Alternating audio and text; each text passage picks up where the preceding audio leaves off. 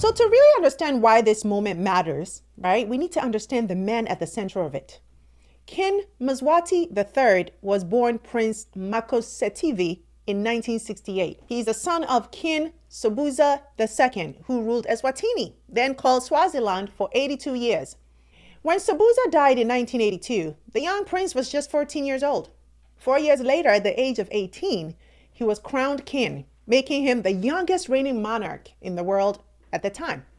And unlike most monarchs today, King Mswati didn't inherit a ceremonial crown.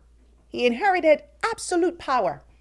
Now, what that means is he appoints the prime minister, he controls the judiciary, he can dissolve parliament, and political parties effectively banned. Now, let's be clear.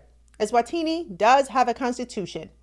On paper, there are checks and balances, but in practice, the king's word is law. Now, critics have long described Eswatini as a state where democracy is sidelined, dissent is dangerous, and opposition is treated as treason. But it's not just about politics. It's also about lifestyle. Yes, because King Mswati is known for his very lavish tastes. We're talking a fleet of luxury cars, including over a dozen Rolls Royces, a $17 million private jet that was gifted by Taiwan, with whom it has chosen to maintain diplomatic ties over China. Multiple lavish palaces, and reportedly, perhaps the most controversial, at least 15 wives. That's right, each with their own royal mansion. Meanwhile, nearly 60% of Eswatini's population lives below the poverty line.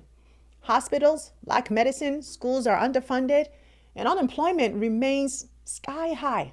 And yet, many in Eswatini still revere him.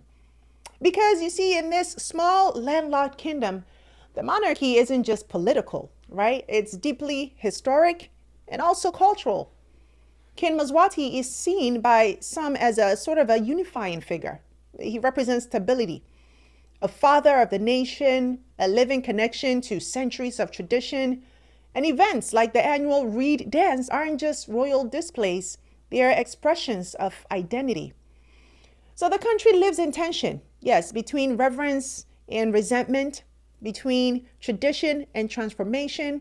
But zoom out, and Eswatini's story gets even more striking.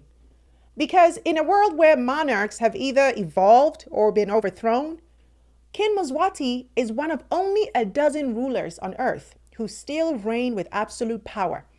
He's not just an African outlier, he's a global one.